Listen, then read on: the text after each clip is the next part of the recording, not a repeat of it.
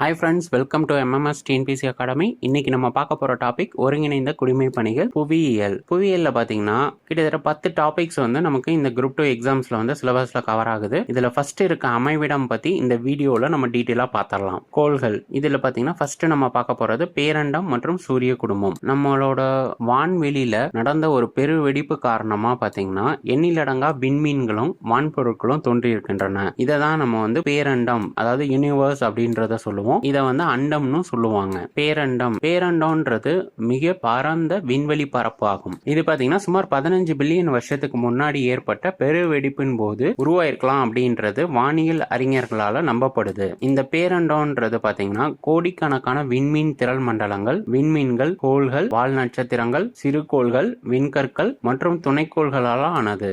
விண்மீன் திரள் மண்டலம், தட் இஸ் கேலக்சி. இந்த விண்மீன் திரள் மண்டலம்ன்றது பாத்தீங்கன்னா அதனோட ஈர்ப்பு விசையால ஒன்றாக பிணைக்கப்பட்டு இருக்கும் நட்சத்திரங்களோட தொகுப்பாகும். பெருவெடிப்பு நிகழ்ந்ததுக்கு அப்புறமா பாத்தீங்கன்னா சுமார் 5 பில்லியன் வருஷத்துக்கு அப்புறமா இந்த பால்வெளி விண்மீன் திரள் மண்டலம்ன்றது உருவாயிருக்கு. நமது சூரிய குடும்பம் கூட இந்த பால்வெளி விண்மீன் திரள் மண்டலத்துல தான் இருக்கு. ஆண்ட்ரோமேடா, மெக்லானிக் கிளவுட்ஸ், இந்த 2 விண்மீன் திரள் மண்டலமும் பாத்தீங்கன்னா நம்ம பூமிக்கு பக்கத்திலேயே இருக்க விண்மீன் திரள் மண்டலம் ஆகும். இது கொஸ்டின்ல கேட்கறதுக்கான வாய்ப்புகளும் இருக்கு. ஒளி ஆண்டு அப்படின்றது பாத்தீங்கன்னா ஒளி ஒரு ஆண்டில் பயணிக்கக்கூடிய தொலைவு. இந்த ஒளியோட திசை வேகம்னு எடுத்தீங்கன்னா 3 லட்சம் கிலோமீட்டர். அதே சவுண்ட் பாத்தீங்கன்னா வினாடிக்கு 330 மீட்டர் தான் டிராவல் பண்ண முடியும். சூரிய குடும்பம், சோலார் சிஸ்டம். சோலார்ன்ற சொல்லுக்கு மீனிங் பாத்தீங்கன்னா லத்தீன்ல சூரியன் கடவுள் அப்படின்னு இருக்கு. சூரிய குடும்பம் பாத்தீங்கன்னா சுமார் 4.5 மில்லியன் வருடத்துக்கு முன்னாடி தான் உருவானதா கருதப்படுது. சூரிய குடும்பம்ன்றது சூரியன், 8 கோள்கள், குறுவைக்கோள்கள், துணைக்கோள்கள், வால் நட்சத்திரம், சிறுகோள்கள் மற்றும் விண்கற்கள் ஆகியவற்றை உள்ளடக்கியது. இது பாத்தீங்கன்னா ஈர்ப்பு விசையால் பிணைக்கப்பட்ட ஒரு அமைப்பாகும். சூரியன் பாத்தீங்கன்னா சூரிய குடும்பத்தோட மையத்துல தான் இருக்கு. இந்த சூரிய குடும்பத்தில் உள்ள அனைத்து வான்பொருட்களும் சூரியனை தான் சுற்றி வந்துட்டு இருக்கின்றன.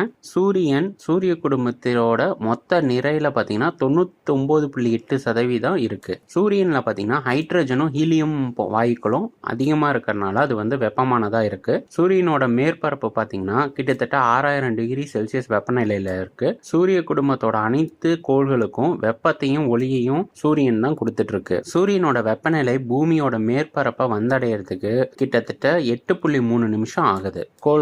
கோள்கள்னா சுற்றி வருபவர் அப்படின்றது மீனிங். சூரிய குடும்பத்துல மொத்தம் 8 கோள்கள் உள்ளன.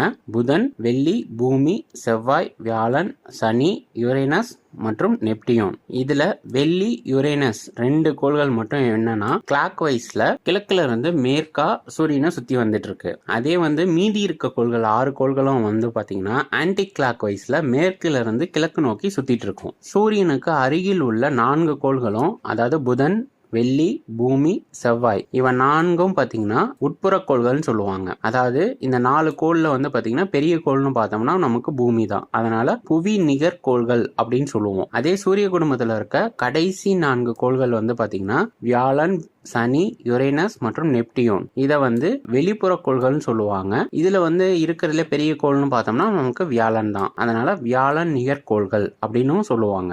இந்த கோள்கள் எல்லாமே பாத்தீங்கன்னா வாயுக்களால நிரம்பி இருக்கிறதுனால இத வளிம கோள்கள் அப்படின்னு சொல்லுவாங்க. இதுல பாத்தீங்கன்னா செவ்வாய் மற்றும் வியாழன் கோள்களுக்கு நடுவுல பாத்தீங்கன்னா ஒரு சிறு கோள்களோட மண்டலமே இருக்கு. மத்த எந்த கோள்களுக்கும் நடுவுல அது மாதிரி கிடையாது. சோ ஃபர்ஸ்ட் நம்ம பார்க்க போறது புதன்றது பாத்தீங்கன்னா சூரியனுக்கு மிக அருகில் உள்ள கோள். அது இல்லாம பாத்தீங்கன்னா இது மற்ற கோள்களை விட மிகவும் சிறியதாகவும் இருக்கு. இந்த கோளமானது ரோமானிய கடவுளின் தூதரான மெர்க்குரி அப்படின்றவரோட பெயரால அழைக்கப்படுது. இந்த கோள்ல பாத்தீங்கன்னா நீரோ வாயுக்களோ இல்லாதனால இது பகல்ல ஃபுல்லா பாத்தீங்கன்னா வெப்பம் அதிகமாகவும் இரவுல பாத்தீங்கன்னா கடுங்குளிரோடையும் இருக்கும். அதே மாதிரி இந்த கோள்களுக்கு பாத்தீங்கன்னா துணைக்கோள்கள் அப்படின்றது எதுவும் கிடையாது.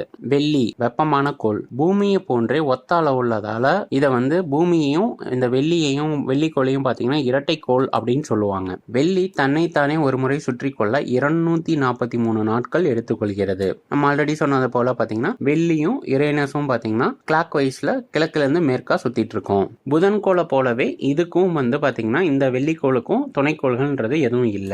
அன்பு மற்றும் அழகை குறிக்கும் ரோமானிய கடவுளான வீனஸோட பெயரால இது அழைக்கப்படுது. காலையிலயும் மாலையிலயும் விண்ணில் காணப்படுவதால் இந்த கோளை பாத்தீங்கன்னா விடிவெள்ளி அல்லது அந்தி வெள்ளின்னு சொல்லி அழைப்பாங்க. நிலவிற்கு புதனுக்கு அடுத்தபடியா இரவில் பிரகாசமாக தெரியும் விண்பொருள் பார்த்தீங்கன்னா வெள்ளி. பூமி உயிர்கோளம். இது ஏன் உயிர்கோளம் சொல்றோம்னா உயிரினங்கள் வந்து வாழ்றதுனால இதை உயிர்கோளம் சொல்றோம். சூரியனிடமிருந்து 3வதாக அமைந்துள்ள பூமி பார்த்தீங்கன்னா கிட்டத்தட்ட 8 கோள்களே 5வது பெரிய கோள். பூமியோட மேற்பரப்பு பார்த்தீங்கன்னா 4/3 பங்கு நீராலும் ஒரு பகுதி வந்து நிலத்தாலும் சூழப்பட்டிருக்கும். இதனால இதை வந்து நீலக்கோள்னு சொல்லுவாங்க, இல்ல நீர்க்கோள்னு சொல்லுவாங்க. ரோமானிய மற்றும் கிரேக்க கடவுள்களோட பெயரால அழைக்கப்படாத ஒரே கோள் பூமி தான். பூமி சூரியனை வினாடிக்கு 30 கிலோமீட்டர் வேகத்துல சுத்திட்டு வருது. சூரியனுக்கும் பூமிக்கும் இடையே உள்ள தொலைவு பார்த்தீங்கன்னா 150 மில்லியன் கிலோமீட்டர் ஆகும். அடுத்தது பார்த்தீங்கன்னா செவ்வாய், செந்நிறக்கோள். சூரியன்ல இருந்து 4வதா காணப்படும் கோள். இந்த செவ்வாய் பார்த்தீங்கன்னா புதனுக்கு அடுத்தபடியா 2வதான சிறிய கோள் ஆகும். இந்த கோள் வந்து பார்த்தீங்கன்னா ரோமானிய போர்க்கடவுளான மாஸ் என்பவரின் பெயரால் இது அழைக்கப்படுது. இதோட மேற்பரப்புல பார்த்தீங்கன்னா இரும்பு ஆக்சைடு இருக்கிறதுனால செந்நிறமா காட்சியளிக்கிறதுனால இதை செந்நிற கோள் அப்படின்னு சொல்லுவாங்க, இல்ல சிவந்த கோள் அப்படின்னு சொல்லுவாங்க. இந்த கோள்ல பாத்தீங்கன்னா வளிமண்டலம் வந்து மிக மெல்லியதா இருக்கும். அது இல்லாம இதனோட துருவ பகுதிகள் பாத்தீங்கன்னா பூமியை போன்றே பனியுறைகளும் இருக்கு. இந்த கோளுக்கு பாத்தீங்கன்னா போபஸ், டீமஸ் அப்படின்ற 2 துணைக்கோள்கள் இருக்கு. அதாவது நமக்கு புதனுக்கு வந்து பாத்தீங்கன்னா எந்த கோள்களும் துணைக்கோள்கள் கிடையாது. அதேதான் வெள்ளிக்கும் வந்து நமக்கு எந்த துணைக்கோள்களும் கிடையாது. பூமிக்கு வந்து நிலா மட்டும்தான் ஒரே ஒரு துணைக்கோள். செவ்வாய்க்கு பாத்தீங்கன்னா 2 துணைக்கோள்கள் இருக்கு, போபஸ், டீமஸ். அடுத்தது வியாழன், பெருங்கோள். சூரிய குடும்பத்திலேயே வந்து பாத்தீங்கன்னா மிகப்பெரிய கோள்னா அது வியாழன் தான். இது வந்து சூரியன் இருந்து 5வதா அமைஞ்சிருக்கு. இது ரோமானிய முதன்மை கடவுளான ஜூபிட்டர் என்ற பெயரால அழைக்கப்படுது. நிலா மற்றும் வெள்ளி கோள்களுக்கு அடுத்தபடியா பிரகாசமா விண்ணில் தெரிகிறது பாத்தீங்கன்னா வியாழன் கோள் தான். இந்த கோள் தன் அச்சில் மிகவும் வேகமாக சுழலக்கூடியது.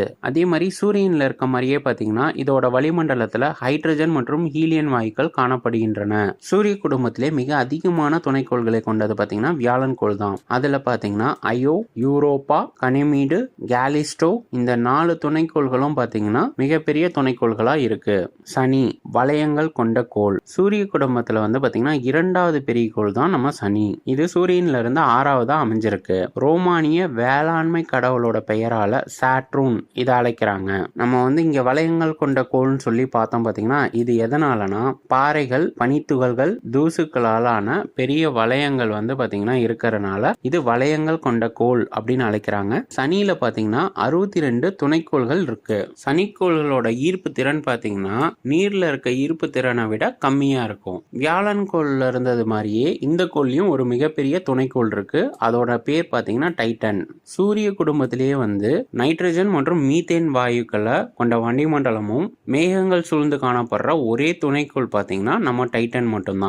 யுரேனஸ், உருளும் கோள். வில்லியம் ஹெர்சல்ன்ற வானியல் அறிஞர் பாத்தீங்கன்னா 1781ஆம் ஆண்டு யுரேனஸ் இந்த கோளை வந்து கண்டுபிடிச்சிருக்காரு. எப்படி கண்டுபிடிச்சிருக்காருன்னு பாத்தீங்கன்னா தொலைநோக்கி மூலியமா கண்டுபிடிச்சிருக்காரு. அதாவது தொலைநோக்கி மூலியமா கண்டுபிடிக்கப்பட்ட ஒரே கோள்னா அது யுரேனஸ் மட்டும்தான். இது சூரியனிடமிருந்து 7வதா அமைஞ்சுள்ளது. மீத்தேன் வாயு இருக்கிறதுனால இந்த கோள் வந்து பாத்தீங்கன்னா பச்சை நிறமா காட்சியளிக்குது. இது கிரேக்க விண்கடவுளான யுரேனஸ் என்ற பெயரால அழைக்கப்படுது. நம்ம முன்னாடியே சொல்லியிருந்தோம் வெள்ளியும் யுரேனஸும் பாத்தீங்கன்னா கிளாக் வைஸ்ல கிழக்கில இருந்து மேற்கா சூரியனை சுத்திட்டு இருக்கு அப்படின்றது. இதன் அச்சு சாய்ந்து காணப்படுவதால் தன் சுற்றுப்பாதையில் உருண்டோடுவது போன்று சூரியனை சுற்றி வருகின்றது.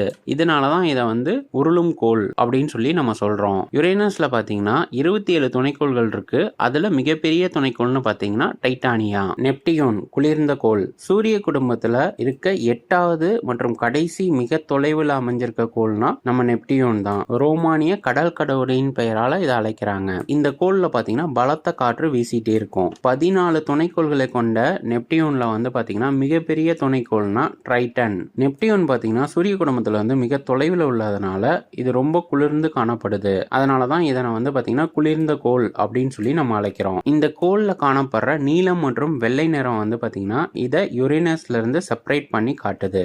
8 கோள்களுமே பாத்தீங்கன்னா இந்த மாதிரி தான் இருக்கும். குறுங்கோள்கள் அப்படின்றது பாத்தீங்கன்னா கோள்களுக்கு அப்பால் தொலைவில் காணப்படும் சிறிய விண்பொருட்கள். மிகவும் குளிர்ந்தும் ஒளி இல்லாமலும் காணப்படும். நம்ம சூரிய குடும்பத்துல இது மாதிரி 5 சிறுங்கோள்கள் இருக்கு. ப்ளூட்டோ, செரஸ், இரிச, மேம, ஹோமியா. நிலவு, பூமியோட துணைக்கோள் தான் நமக்கு நிலா. கோள்களை சுற்றி வரும் விண்பொருட்களை தான் துணைக்கோள்கள் அப்படின்னு நம்ம சொல்லுவோம். பூமிக்கு இருக்க ஒரே துணைக்கோள் நம்ம நிலா தான். நிலா தன்னைத்தானே சுற்றி கொள்ள எடுத்துக்கொள்ளும் நேரமும் பூமியை சுற்றி வர எடுத்துக்கொள்ளும் நேரமும் ஏறக்குறைய ஒன்றா இருக்கும். இருக்கும். அதாவது நிலா தன்னைத்தானே சுற்றிக்கிறதுக்கு பாத்தீங்கன்னா 27 நாட்கள் 8 மணி நேரம் ஆகுது. நிலாவில் பாத்தீங்கன்னா வளிமண்டலம்லாம் இருக்காது. இதனால பாத்தீங்கன்னா விண்கற்களோட தாக்கம் அதிகமா இருக்கிறதுனால இதனோட மேற்பகுதி பாத்தீங்கன்னா தரைப்பள்ளங்கள்ன்றது அதிகமா காணப்படுது. நிலா பாத்தீங்கன்னா பூமியிலிருந்து 3,84,400 கிலோமீட்டர் தொலைவில் அமைஞ்சிருக்கு. இது பூமியோட மொத்த பரப்பளவுல 1/4 தான் அளவு இருக்கும். அதெல்லாம் பாத்தீங்கன்னா மனிதன் தரையிறங்கிய ஒரே விண்பொருள் நிலா மட்டும்தான். சிறுகோள்கள் சூரியனை சுற்றி வரும் சிறிய திட பொருட்களை தான் நம்ம சிறுகோள்கள் அப்படின்னு நம்ம சொல்றோம். செவ்வாய் மற்றும் வியாழன் கோள்களுக்கு நடுவுல பாத்தீங்கன்னா இது மாதிரி சிறுகோள்களோட மண்டலமே காணப்படுது. அது அளவுல சிறியதா இருக்கிறதுனால அதை சிறுகோள்கள் அப்படின்னு நம்ம சொல்றோம். கோள்கள் நம்ம அழைக்கிறது இல்ல. வால்மீன்கள்ன்றது பாத்தீங்கன்னா தலை மற்றும் வால் பகுதியே கொண்டிருக்கும். இதனோட தலைப்பகுதி பாத்தீங்கன்னா திடப்பொருளாலான பனிக்கட்டியால பிணைக்கப்பட்டிருக்கும். வால் பகுதின்றது வாயுக்களால இருக்கும். பூமிக்கு அருகில 76 வருஷத்துக்கு ஒரு முறை வரக்கூடிய ஹேலின்ற வால்மீன் பாத்தீங்கன்னா கடைசியா 1986ஆம் ஆண்டு வான்ல தென்பட்டிருக்கு. 76 வருஷத்துக்கு அப்புறம் அப்படின்னு நம்ம பார்த்தோம்னா கிட்டத்தட்ட 2061 தான் இது மறுபடியும் தோன்றும் அப்படின்னு சொல்லி ஆராய்ச்சியாளர்கள் கணக்கிட்டு இருக்காங்க. விண்கற்கள் மற்றும் விண்வீல் கற்கள், கற்கள் மற்றும் உலோக பாறைகளாலான விண்பொருட்களை தான் விண்கற்கள் நம்ம சொல்றோம். இது வளிமண்டலத்துல உரசி வரும்போது பாத்தீங்கன்னா அந்த உராய்வின் காரணமாக எரிந்து ஒளிர்வதால் இதை நான் எரி நட்சத்திரம்னு சொல்றோம். இது வளிமண்டலத்தை தாண்டி பூமியோட மேற்பரப்பை தாக்கும் போது பாத்தீங்கன்னா இதை விண்வீல் கற்கள் அப்படின்னு நம்ம சொல்றோம். இந்த வீடியோ எல்லாத்துக்கும் யூஸ்ஃபுல்லா இருக்கும்னு நினைக்கிறேன். அடுத்த வீடியோல உங்களை மீட் பண்றேன். தேங்க்ஸ் ஃபார் வாட்சிங்.